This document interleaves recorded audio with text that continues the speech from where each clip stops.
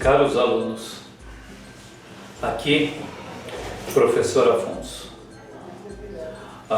Primeiramente, bem-vindos a Getúlio Vargas, uma escola de imensa tradição, uma escola que o diploma abre portas por um motivo muito simples.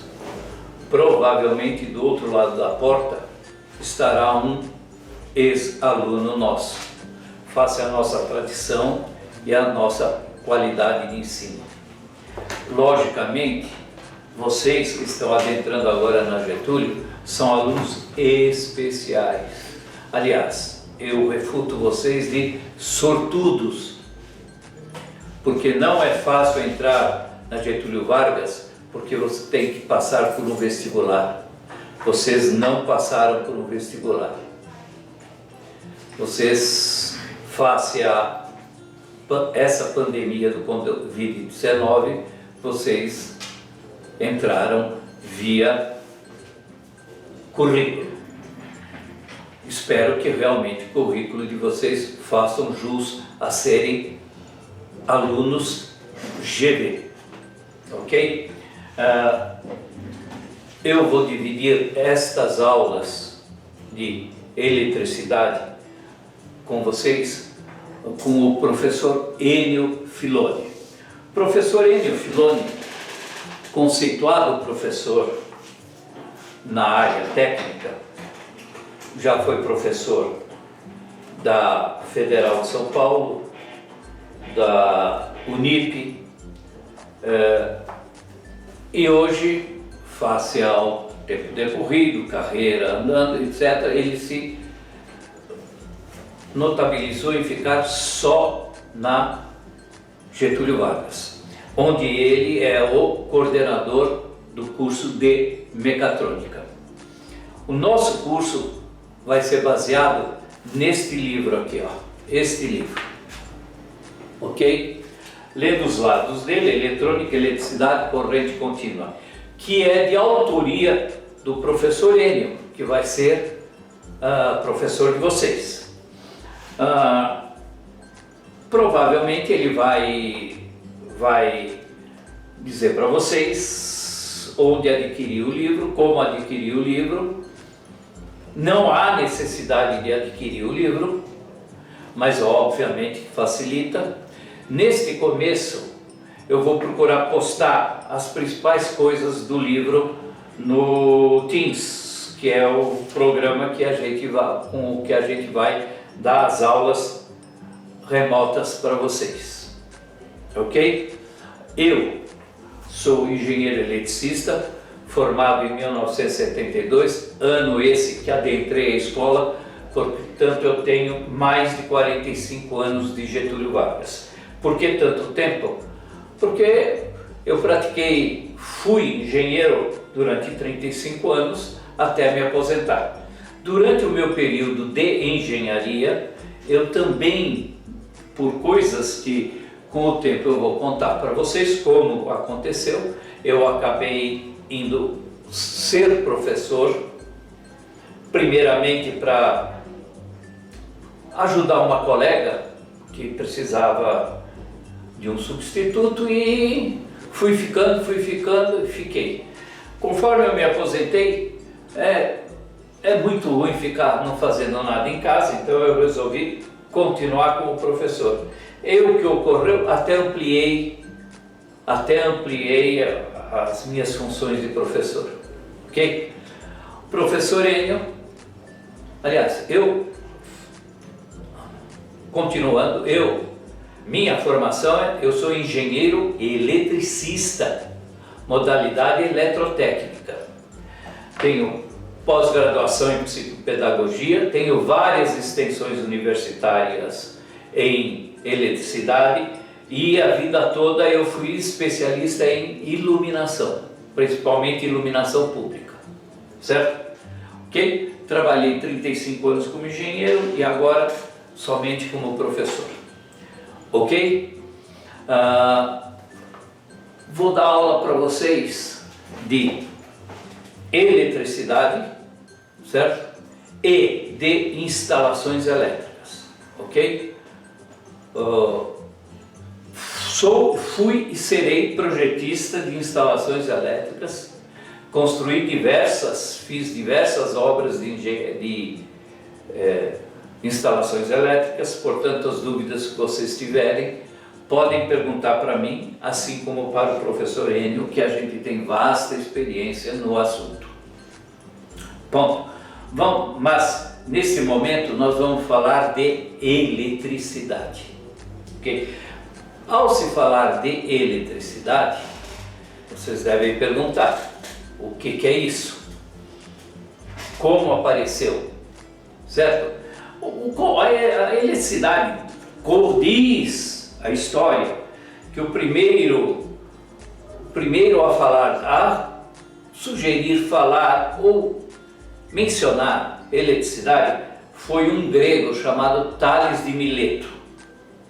Ele, ao esfregar um âmbar com uma pele de carneiro, verificou que essa pele de carneiro estava atraindo detritos, ok? Bom, aí ele batizou esse fenômeno de elétron face ao lugar onde ele está. Daí vem a eletricidade, ok? Aqui no livro tem uma pequena história que eu vou ler para vocês rapidamente e comentar algumas coisas, certo? Para a gente poder iniciar realmente o assunto. A eletricidade, desde os seus primórdios, sempre esteve presente e ligada às nossas existências em fenômenos naturais, como as descargas atmosféricas, os raios.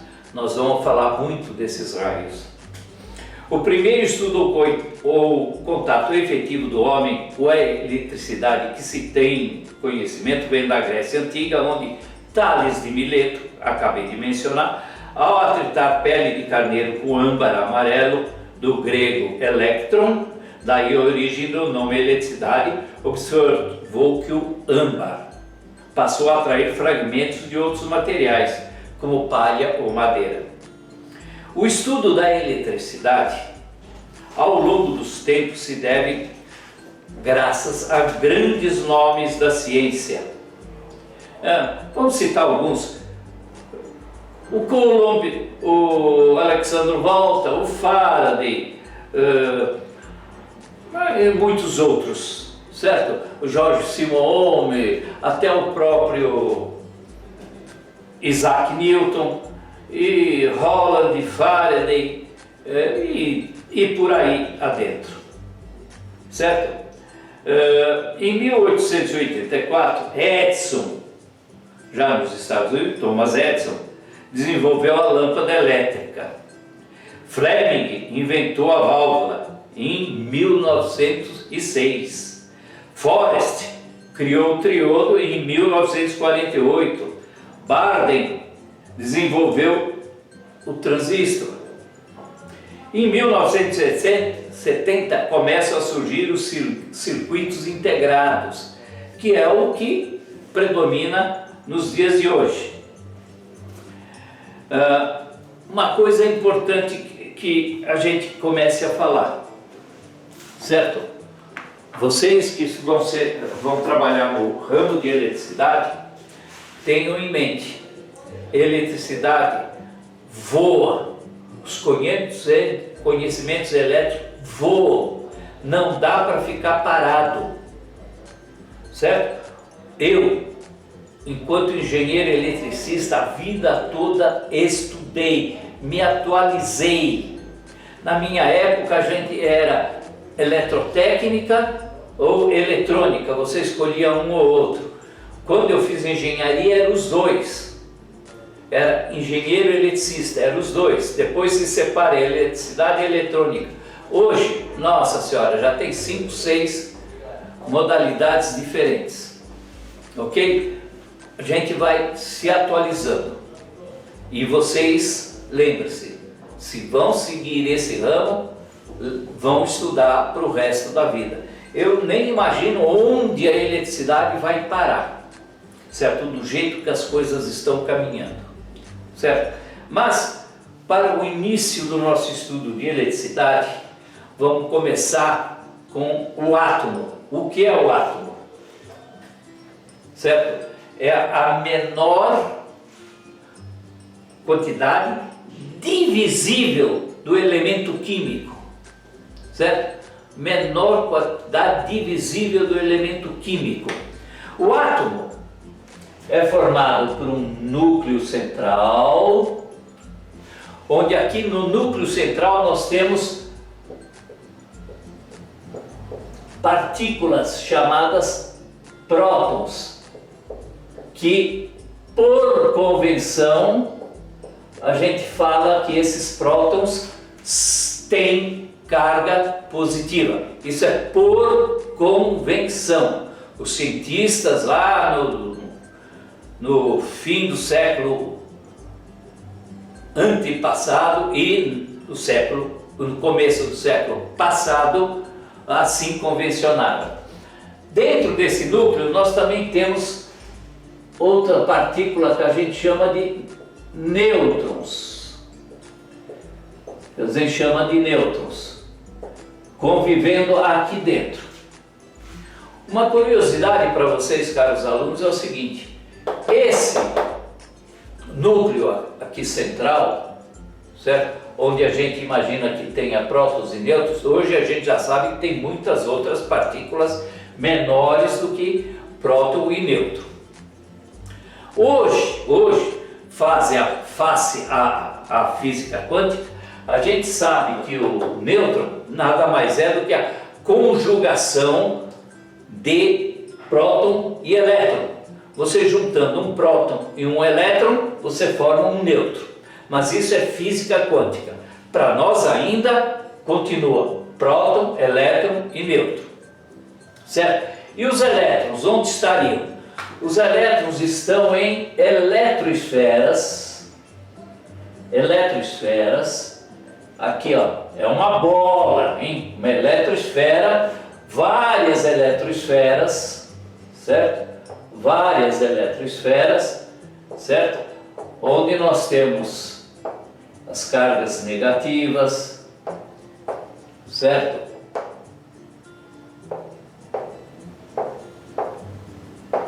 Então esses são os elétrons.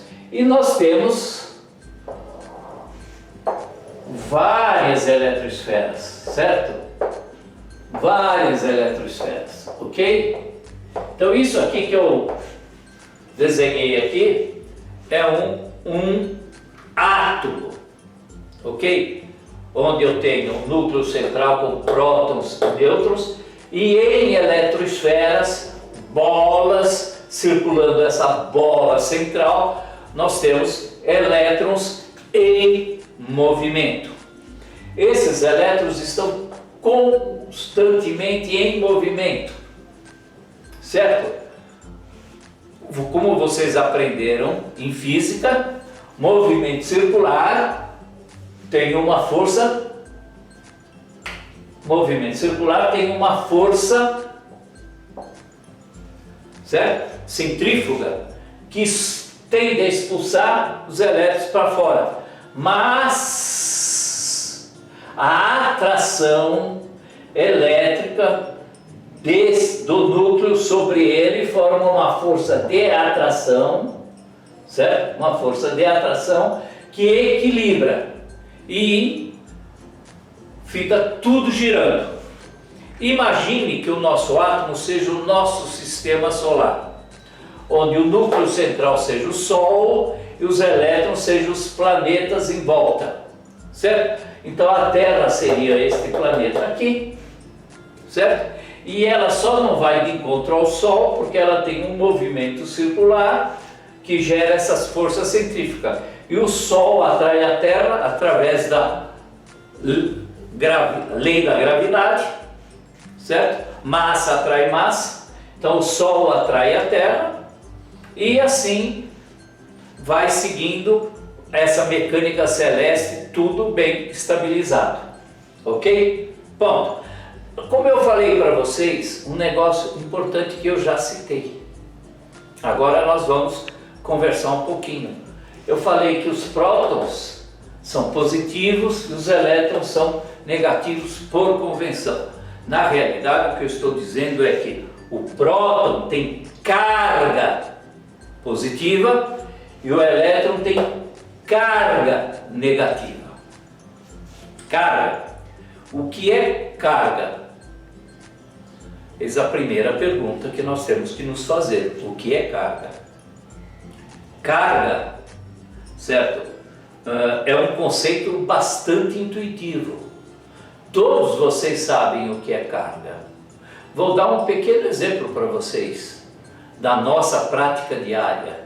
Um caminhão carrega, olha, carrega o quê? Um caminhão carrega carga. E essa carga se mede em toneladas, por peso, ok? Que carga o caminhão carrega? Por enquanto não nos interessa.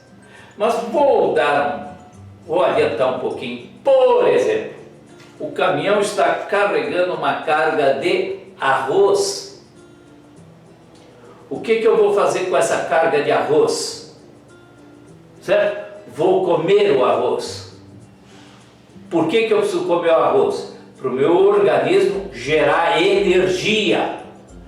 O meu organismo gerando a energia, eu consigo trabalhar.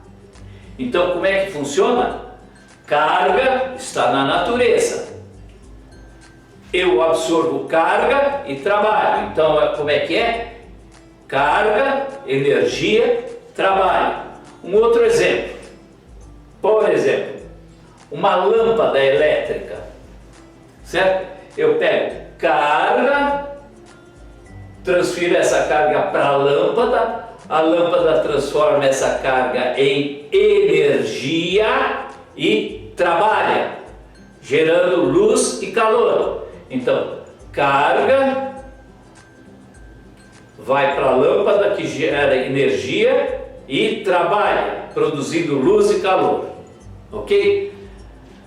No caso da carga de arroz, é bem fácil a gente ver, certo? Agora, no caso da carga que vai para a lâmpada, a gente não vê, mas ela está onde? Na natureza, aqui no elétron. O arroz está na natureza, a carga elétrica também está na natureza, está no elétron, ok? Certo? Então o elétron tem carga, certo? E vamos lembrar de uma coisa muito importante. O quê? E a gente chama de carga elementar. Então o elétron tem carga elementar. Por convenção, a carga do elétron é negativa, certo? Vou deixar até entre parênteses, certo? É negativa, certo? E o valor dessa carga elementar do elétron vale 1,6 vezes 10 elevado a menos 19, o que? Coulombs. Coulombs. Como eu falei para vocês, a carga, aquela carga de arroz, a carga que o caminhão transporta, a gente mede em quê? Em tonelada. A carga elementar elétrica do elétron, a gente mede em coulombs. Em homenagem a quem? A um cientista muito importante, Coulomb. Ok? Então vocês vão notar no estudo da eletricidade que todas as grandezas elétricas, certo? A sua unidade leva o nome de cientistas. Por exemplo, a tensão elétrica é volts, homenagem a Alessandro Volta. Corrente elétrica é ampere, em homenagem a André Ampère. E assim por diante, ok? E assim por diante. Por exemplo, outro exemplo, potência. certo? É Watt, em homenagem a Watt, também outro grande cientista, ok? Bom, já que eu desenhei aqui o átomo, vamos colocar uma coisa também muito importante, certo? Certo? O elétron é cerca de 2.000 vezes, a massa dele é 2.000 vezes menor que a massa de um próton. Veja a diferença. Elétron é uma coisa muito pequenininha em função de um próton, certo? E a carga, estou falando carga, a carga do próton, o peso do próton, certo? É cerca de 2 vezes maior que o peso de um elétron. 2. Tamanho desse próton é cerca de 1.600 vezes maior do que elétron. Portanto, elétron é uma partícula realmente muito pequena, mas a carga que você tem no elétron é absolutamente igual à carga que você tem no próton, só de que de sinais contrários. Então, o elétron tem uma carga elementar de 1,6 vezes 10 a menos 19 coulombs, certo? E o próton tem uma carga de mais 1,6 vezes 10 a menos 19 coulombs. São cargas contrárias. Outra coisa muito importante é que cargas de mesmo sinal se repelem. Portanto, um elétron repele outro elétron. Eles não conseguem ficar juntos, certo? Um próton repele outro próton, ok? Mas vocês vão me perguntar, mas aqui no núcleo tem um monte de prótons, se eles se referem, como é que eles estão aqui dentro, certo? Aqui, o núcleo ainda hoje, para nós cientistas, é uma incógnita. Nós sabemos algumas coisas, mas não sabemos tudo ainda. Mas existe aqui uma força nuclear, chamada força nuclear, que junta essa brincadeira. E essa força nuclear é um negócio monumental, certo? Tanto que a humanidade andou brincando de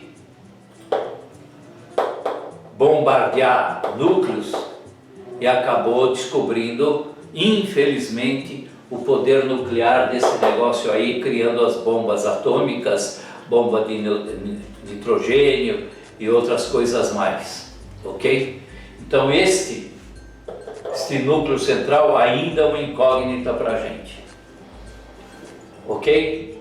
Tá? Agora, carga.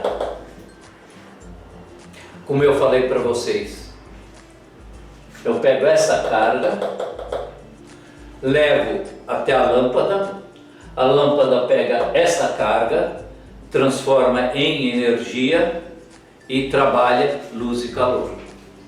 Mas eu preciso levar esta carga para a lâmpada. E como é que eu vou conseguir levar esta carga até a lâmpada? Ok? Então é isto que se resume o nosso estudo. O aproveitamento da carga do elétron. Ok?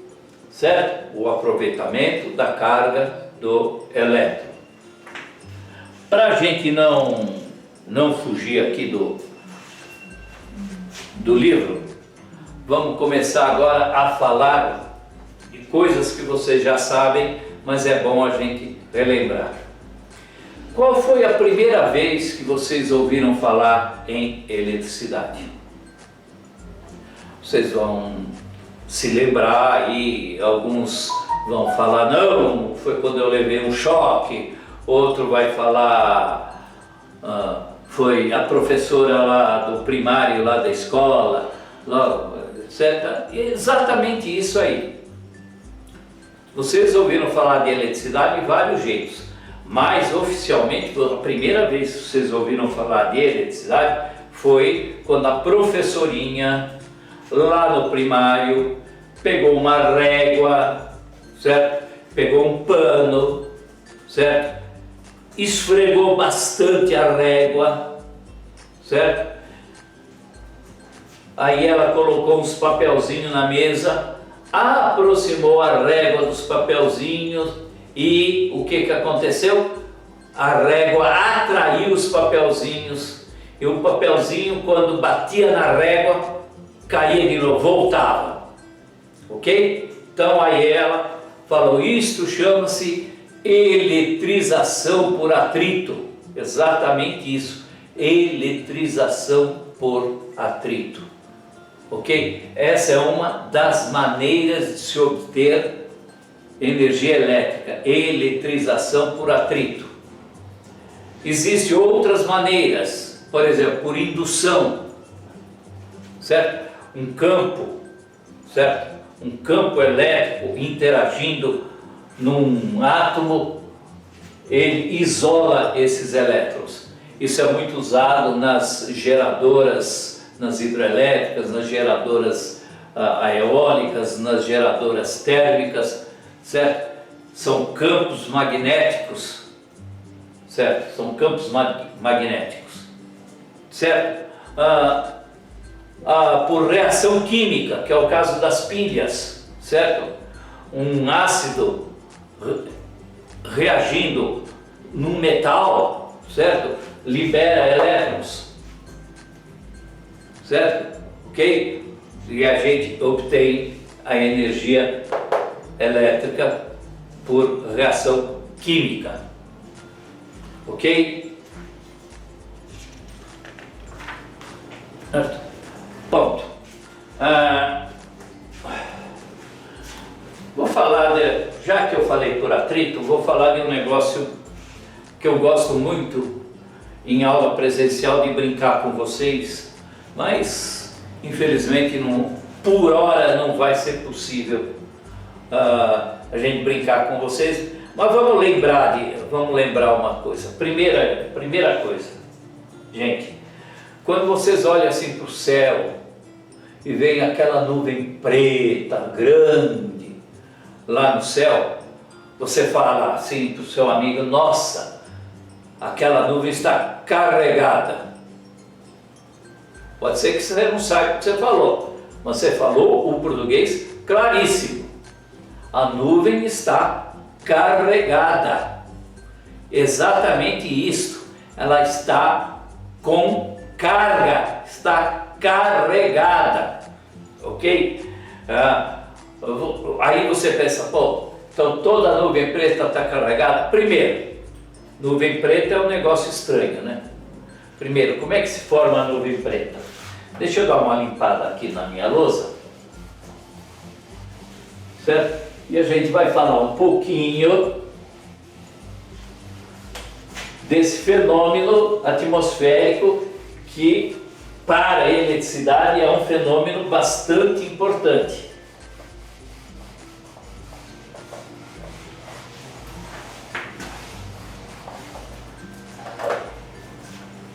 Certo? Nuvem preta.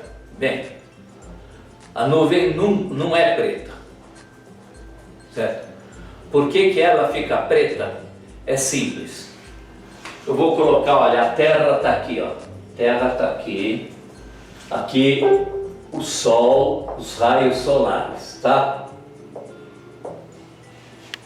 O que é uma nuvem? Hein, senhores? O que é uma nuvem? Uma nuvem nada mais é do que pó de gelo. O que é isso? Pó de gelo. Certo? O ar que você respira tem o quê? Vapor de água. Aliás, você precisa de 2 litros de água por dia para viver bem. Meio litro você bebe, estão nos alimentos. Agora 1,5 litro você absorve respirando esse vapor de água que está no ar. Por isso que existe a tal da umidade relativa do ar. Aí o ar está seco, não dá para viver numa terra como Brasília, que o ar é muito seco. Aliás, o lago que tem Brasília é um lago artificial, porque para poder umidificar um pouco o ar de Brasília, porque era um ar muito seco, as pessoas não conseguiam viver bem lá, ok? Então, essa umidade relativa do ar é vapor. Conforme esse vapor tá aqui, vai subindo, certo? A temperatura vai descendo, certo? A Terra está aqui, conforme você vai subindo, a temperatura vai descendo muito, muito mesmo, tanto que a 10.000 pés, quer dizer, 3 quilômetros de altura, a temperatura já está a menos 50 graus centígrados. Então, como é muito frio lá em cima, esse vapor de água congela, e como é muito rarefeito, vira pó finíssimo de gelo. E você sabe, massa atrai massa, esse pó vai se juntando e forma as nuvens. Então eu acabei de formar uma nuvem aqui, olha, uma nuvem, o vapor foi subindo, congelou, virou pó de gelo, tá a nuvem lá branquinha, bonitinha, certo? Por que ela tá branquinha? Porque ela é fina.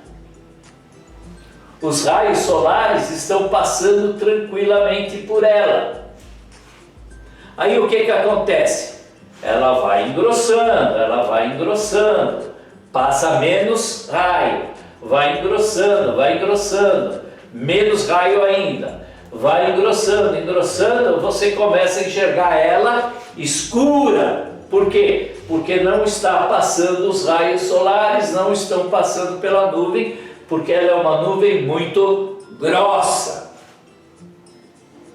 Óbvio, mais nuvens, certo? Mais possibilidade de carga. E como é que se obtém carga nessas nuvens? Certo? Por eletrização de atrito, certo? Aqui em cima, certo? Nós temos muito ventos. Mas como é que você tem muito vento lá em cima? Por que você tem muito vento? Porque a Terra gira, ok? A Terra gira. E conforme ela gira, certo? Toda essa massa de ar gira junto, mas não tão junto assim,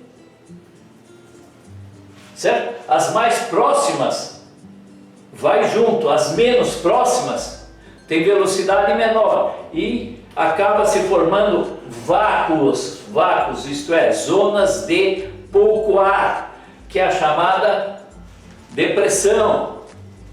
Quando um avião entra nessas zonas de pouco ar, dá turbulência, ele cai assim, você pensa que ele vai cair, etc. Ok? Tá? E essa zona que tem de vácuo, de pouco ar, o que? Provoca uma vinda rápida de ar para cá e começa a se formar os ventos.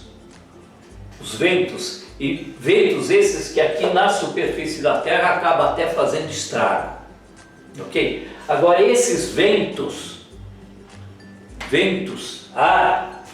o que vão fazer? Vão atritar esse gelo, vão arrancar os elétrons desses gelo que está aqui em cima. Inventa e arranca elétron, inventa e arranca elétron. Arrancou elétron? Ótimo! Cada elétron que arranca vai ficando positivo, vai ficando positivo. Então, o que ocorre? Essa nuvem está positiva, isto é, está com carga positiva. Então a nuvem ficou com uma tremenda de uma carga positiva. E os elétrons que o vento arrancou vão para onde? Vão para a Terra. Aí o que eu tenho? Um monte de carga negativa aqui na Terra, um monte de carga negativa aqui na Terra e um monte de carga positiva lá na nuvem. Então como é que é aquilo lá? Carga de sinais opostos se atraem. Então a nuvem quer mais que os elétrons que estão aqui venham para cá para ela ficar neutra, equilibrada. Aqui, neutro, equilibrado, bem, aqui entra o que eu chamo da principal lei da natureza. Qual é a principal lei da natureza? Na natureza tudo tem que ficar equilibrado. Isso mesmo, a natureza quer que tudo fique equilibrado. E se eu quiser que aconteça alguma coisa, eu tenho que desequilibrar a natureza. Isso mesmo que eu falei, meu amigo. A natureza quer que tudo fique equilibrado, mas se eu quiser que alguma coisa ocorra, eu tenho que desequilibrar a natureza. Vou dar um exemplo disso para vocês, só no primeiro momento. Eu tenho duas caixas d'água, ok? No mesmo nível. Está tudo no mesmo nível, a natureza está mais do que satisfeita. Aí se eu levantar uma das caixas d'água, juntar um cano entre elas, o que vai ocorrer? A natureza quer que fique tudo equilibrado, esta água vai escorrer para cá. Esse fenômeno aqui a gente vai aproveitar muito. Ok? Que fenômeno? Desequilibrar a natureza. Certo? Aqui o que o vento fez? Arrancou ela e desequilibrou a natureza. E a natureza que tudo quer que tudo fique equilibrado. Então eu tenho aqui entre essa nuvem carregada e a Terra o que a gente chama um campo elétrico.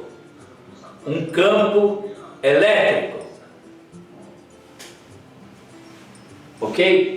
De tal jeito que se eu colocar uma partícula aqui no meio, uma partícula aqui no meio, por exemplo, um pó de areia que tem a carga positiva, um grãozinho de areia que está andando aqui no meio, que tem a carga positiva, o que vai acontecer com esse pozinho de areia no meio desse campo?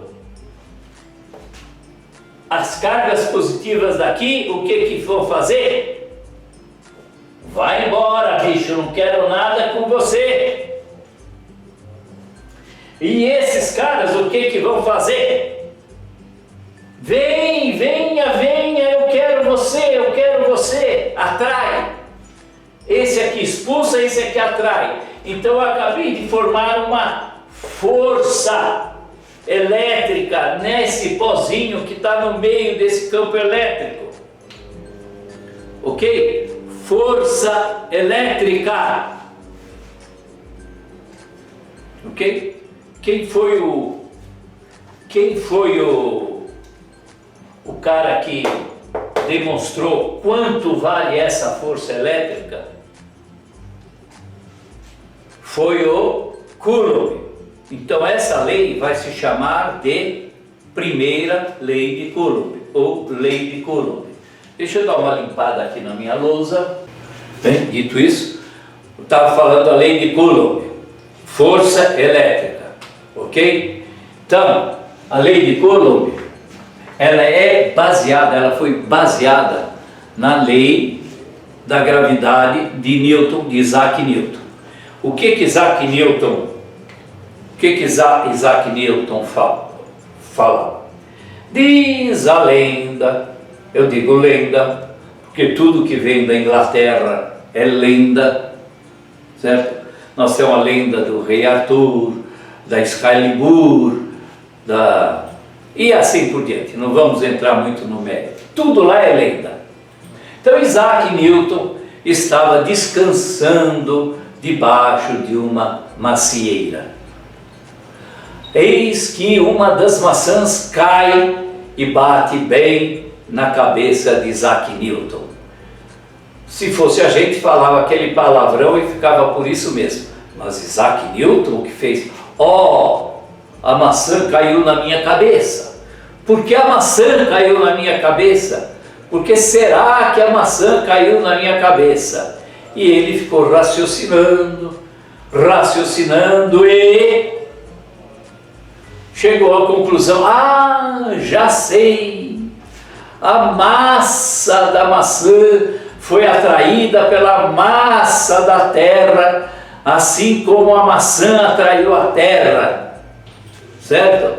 E com ela tem uma certa distância até onde eu estou, certo? Gerou uma força que é a força que eu vou chamar de gravidade. Então, gera a famosa lei de Newton.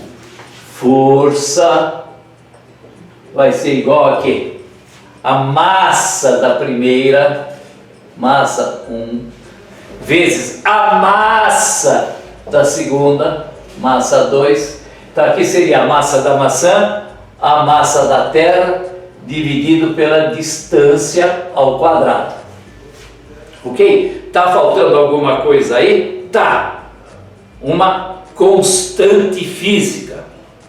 Vocês já aprenderam física, então vocês devem saber que toda a equação, a fórmula física, tem uma constante. Essa constante física, no caso da atração da gravidade, é o G. Esse G é o famoso 9,8 metros por segundo ao quadrado. Ok? Tá? Então, o Coulomb, certo? Quem bolou isso mesmo? Isaac Newton, ok? Então, força se mede em newtons, certo? Então, continuando, isso aqui é lenda, mas pode muito bem ter sido verdade. Lenda, a gente sabe como é que é. Pode ser que tenha sido verdade, ok? Mas Coulomb, baseado nos experimentos dele, chegou à conclusão que a força elétrica é similar. Força elétrica é absolutamente similar, ok? É a carga